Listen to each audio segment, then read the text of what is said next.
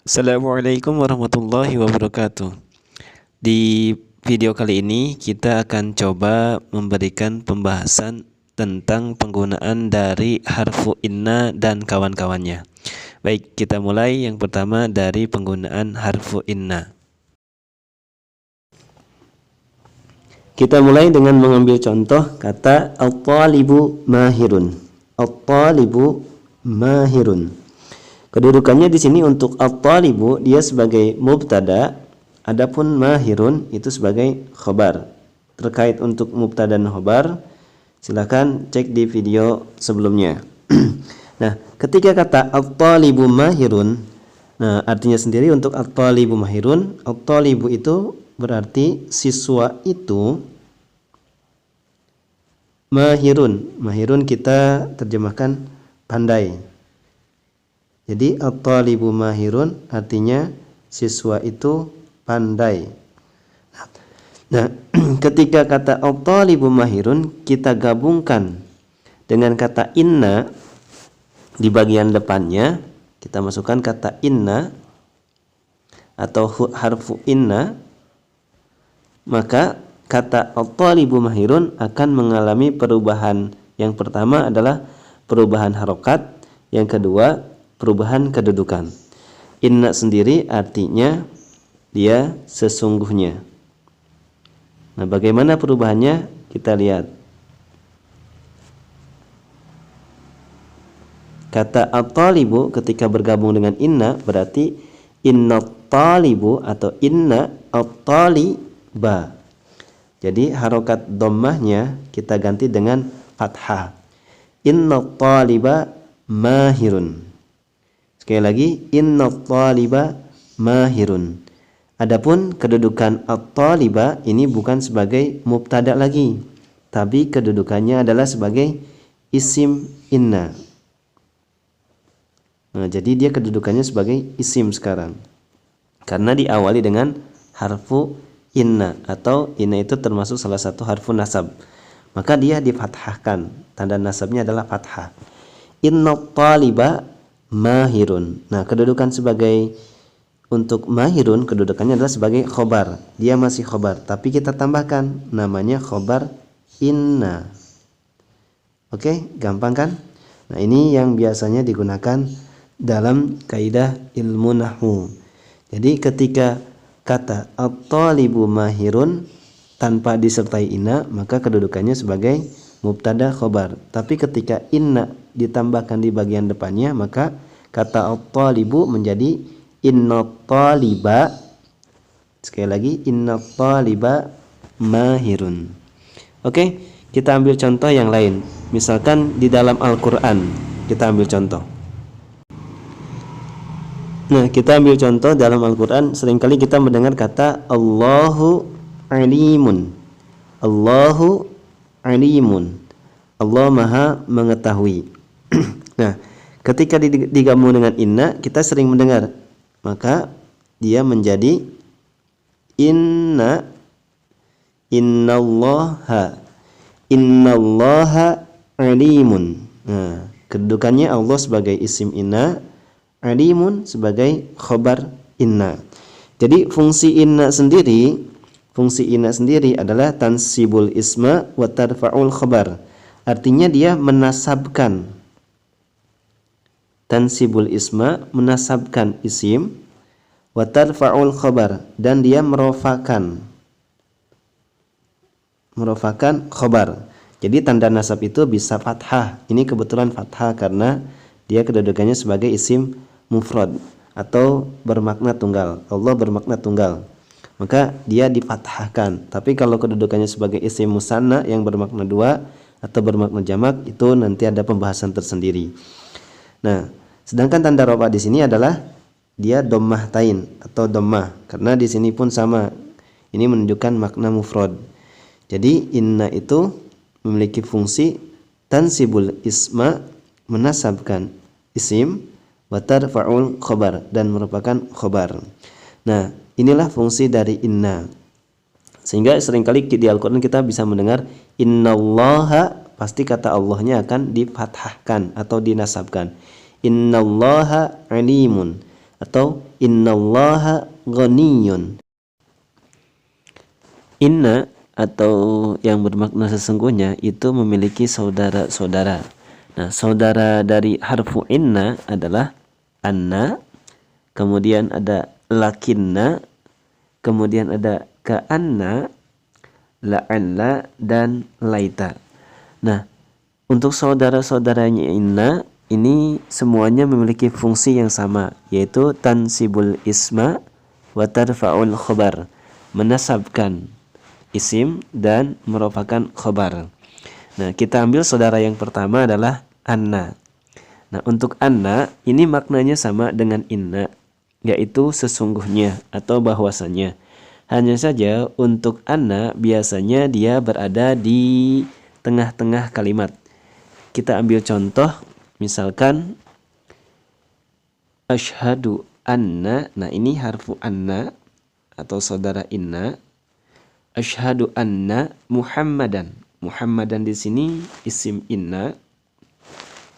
Dia isim inna. Kemudian Rasulullah. Rasul di sini dhammah. Kita lihat harokatnya dhammah, berarti ini khobar anna. Sekali lagi untuk contoh anna, asyhadu anna Muhammadan Rasulullah. Nah, jadi bedanya inna dan anna, biasanya anna ada di tengah-tengah kalimat. Nah, maknanya sekali lagi sama, yaitu menunjukkan makna penguatan atau pengukuhan. Dalam bahasa Indonesia berarti sesungguhnya atau bahwasannya. Jadi asyhadu anna, aku bersaksi bahwasannya Muhammadan Rasulullah. Muhammad adalah Rasul Allah. Baik, kita ambil saudara inna yang kedua, yaitu lakinna. Untuk saudara inna yang kedua, yaitu lakinna, ini memiliki terjemahan tetapi. Jadi fungsinya atau maknanya adalah menunjukkan penyangkalan. Nah, kita ambil contoh misalkan dalam bahasa Arab, hadara Khalidun lakinna Sa'idan ghaibun.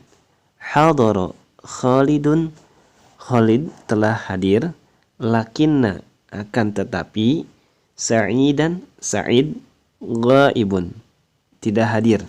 Nah, kata Sa'idan ini kita lihat memiliki fathah, berarti ini isim inna. Karena isim lakinna. Karena lakinna fungsinya seperti inna. Kemudian ghaibun ini namanya khobarnya. Oke. Kita coba masuk ke saudara inna yang ketiga, yaitu ka'anna. Ka'anna sendiri memiliki terjemahan, yaitu bisa kita katakan seakan-akan atau seolah-olah. Atau bisa juga kita terjemahkan seperti.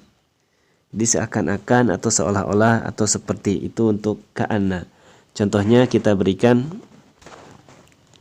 ka'anna wajhaka badrun. Sekali lagi, ka'anna wajhaka badrun. Ka'anna di sini seakan-akan wajhaka, wajahmu, badrun, terlihat bulan purnama. Sekali lagi, ka'anna wajhaka badrun, seakan-akan wajahmu tersebut badrun, bulan purnama. Jadi seakan-akan wajahmu tersebut bulan purnama. Ka'anna wajhaka badrun. Nah, yang mana yang merupakan isimnya dan yang mana yang merupakan khobarnya? Isim ka'annanya yaitu wajhaka. Kita lihat dia diberikan harokat fathah atau nasab. Tandanya tanda nasab. Kemudian khobarnya yaitu badrun. Nah, jadi fungsinya sama seperti inna.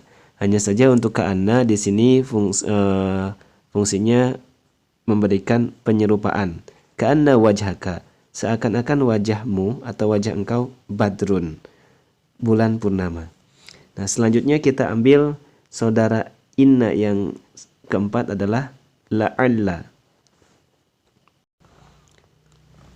Nah, untuk la'alla di sini maknanya banyak. Ini bisa kita terjemahkan dengan barangkali, atau bisa juga boleh jadi, atau bisa juga untuk la'alla ini memiliki makna semoga. Bisa juga selain semoga dia memiliki makna agar. Contohnya untuk yang agar banyak di Al-Quran. La'allakum tattaqun. La'allakum tattaqun. Maaf. Itu berarti la'alla di situ fungsinya atau terjemahannya adalah agar kalian bertakwa atau supaya kalian bertakwa. Nah, untuk yang barangkali misalkan kita ambil contoh, fungsi dari la'alla adalah di sini kita ambil la'alla Muhammadan maridan. Sekali lagi, la'alla Muhammadan maridan. Untuk Muhammadan ini fungsinya sebagai isim la'alla, kemudian maridan dia dhammah tain, berarti ini sebagai khabar dari la'alla. Sekali lagi, tansibul isma wa tarfa'ul khabar. Ini isim la'allanya dan khabar la'allanya adalah maridun.